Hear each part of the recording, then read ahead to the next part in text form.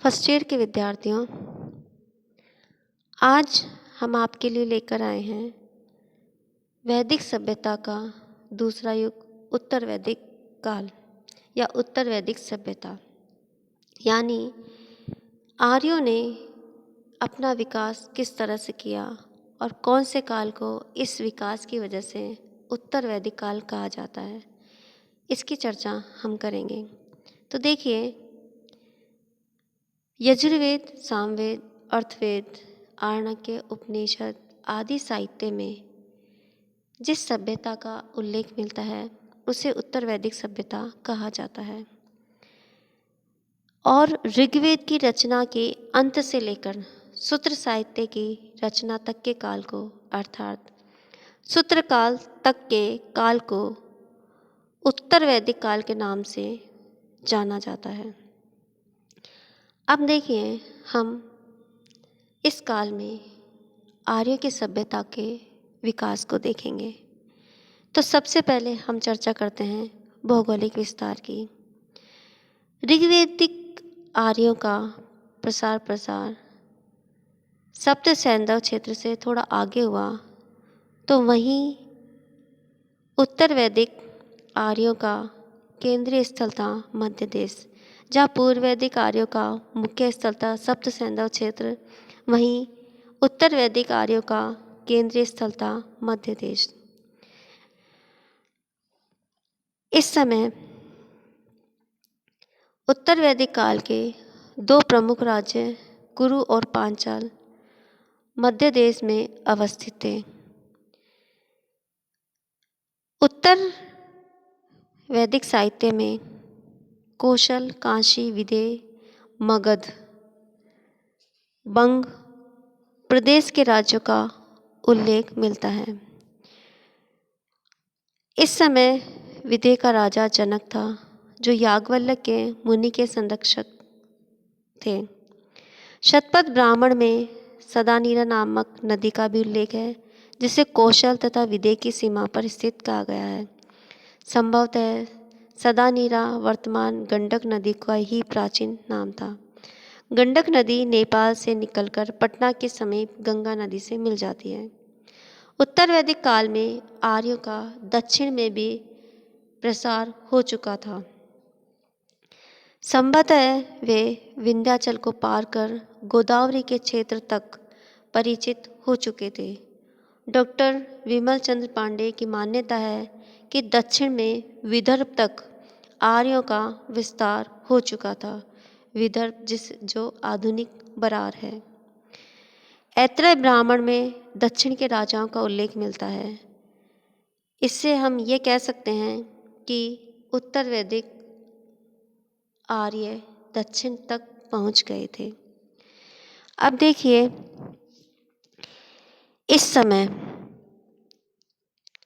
जो पूर्व वैदिक काल में जन थे, अब उनका विस्तार हो गया। अब वे जनपद कहलाने लगे। उत्तर वैदिक काल में ऋग्वेद काल के प्रसिद्ध पंचजन पुरु, अनु, ध्रुव, यदु और तुर्वस अपना गौरव खो चुके थे। अब जन राजाओं के स्थान पर जनपद, जन राज्यों के स्थान पर जनपद राज्यों की स्थापना हो गई। अब कुरु जनपद प्रमुख हो गया, जो पुरु और भरत को मिलाकर बना था। कुरु जनपद में आधुनिक थानेश्वर, दिल्ली एवं गंगा यमुना के दो आप का उत्तरी भाग सम्मिलित था। इनके अलावा गांधार, केकय, भद्र, काशी, अवंती, अश्मक, राष्ट्र, मूलक, कौशल, कलिंग, मगध, विदर्भ, पांचाल और अंग काफ़ी शक्तिशाली जनपद थे, लेकिन अभी वे आर्यों के राजनीतिक नियंत्रण में नहीं आ पाए थे।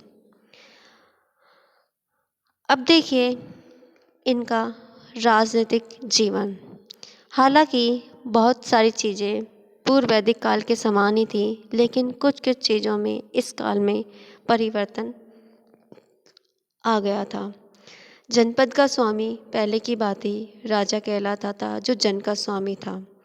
और यहाँ भी राजतंत्रात्मक प्रणाली थी। राजपद वंशानुगत था। लेकिन अब छोटे और बड़े राज्यों में अंतर किया जाने लगा था। सम्राट एवं एक राट उपाधियों की प्राप्ति राजाओं की आकांक्षा बन गई थी। अब उत्तर वैदिक काल में राजसूय, वाजपेयी तथा अश्वमेध यज्ञ किए जाने लगे थे। ऐतरेय ब्राह्मण में विभिन्न प्रकार के राज्यों का उल्लेख मिलता है, जैसे कि राज्य, स्वराज्य, भोज, वैराज्य, महाराज्य और साम्राज्य। महाराज्य एवं साम्राज्य विशाल, स्वतंत्र एवं शक्तिशाली राज्यों की दो श्रेणियां हैं। इनमें साम्राज्य महाराज्य से भी विशाल और शक्तिशाली होता था। राजतंत्र के अलावा कहीं कहीं गणराज्यों के संकेत भी मिलते हैं और गणतंत्रात्मक राज्यों के लिए संभवतः वैराज्य शब्द का प्रयोग किया जाता था। ऋग्वेद काल में सामान्यतः राज्यों का आधार जाति था, परंतु उत्तर वैदिक काल में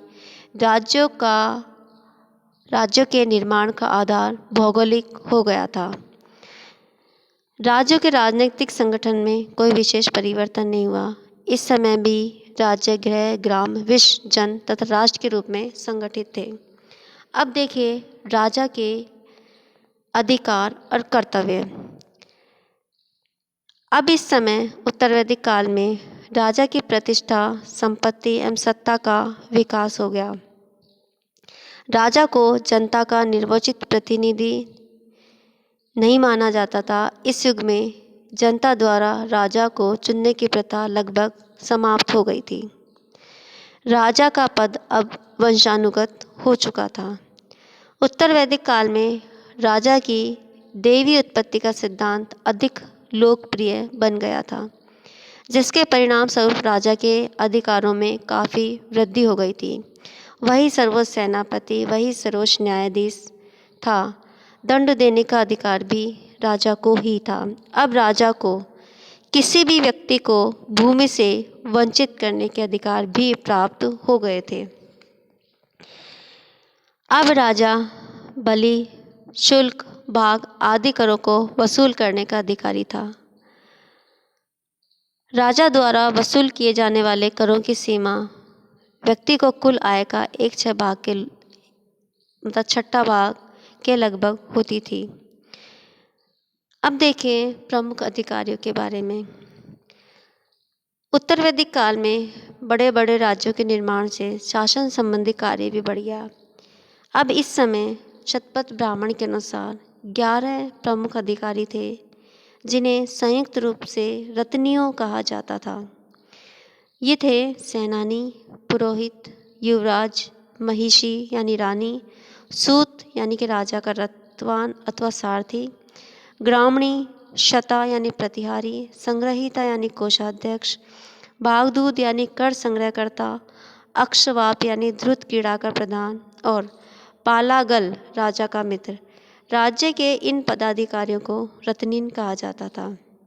ये सभी अधिकारी राजा के प्रति उत्तरदायी होते थे और उनकी पदोन्नति अथवा पदावनति राजा की कृपा पर ही निर्भर होती थी। अब देखिए हमने पूर्व वैदिक काल में सभा और समिति के बारे में पढ़ा था, जिनका काफ़ी प्रभाव होता था, लेकिन उत्तर वैदिक काल में इन संस्थाओं का महत्व बहुत कम हो गया था। इसका मुख्य कारण था राजा के अधिकारों में वृद्धि। उत्तर वैदिक काल में समिति का स्वरूप भी परिवर्तित हो गया था। अथर्ववेद में सभा और समिति को प्रजापति की 2 पुत्रियां कहा गया है।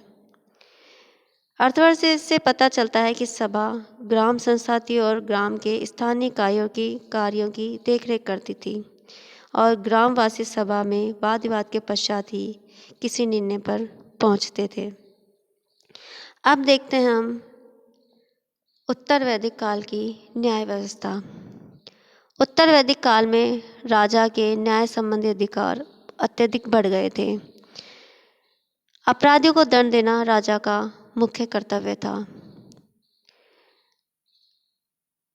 इसके अलावा इस समय अपराधियों को देश से बाहर निकालना, शारीरिक यातनाएं देना तथा आर्थिक जुर्माना आदि अदा करने की व्यवस्था थी।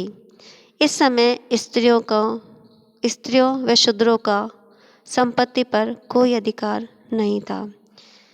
युद्ध विधि के संबंध में हम देखें, इस समय सैनिकों का महत्व भी बहुत बढ़ गया था। अब जहाँ भी परस्पर विरोधी सेनाएं आमने सामने आ जाती तो युद्ध शुरू हो जाते थे। फिर भी अब भी धर्म युद्ध का सिद्धांत प्रचलित था। युद्ध में छल कपट का सहारा नहीं लिया जाता था। अब देखिए, अगले वीडियो में हम देखेंगे कि आर्यों का, उत्तर वैदिक आर्यों का सामाजिक जीवन किस तरह का था और वह पूर्व वैदिक आर्यों से किस तरह से भिन्न था या किस तरह से ये आगे था। इसकी चर्चा हम अगले वीडियो में करेंगे। तब तक के लिए नमस्कार, धन्यवाद।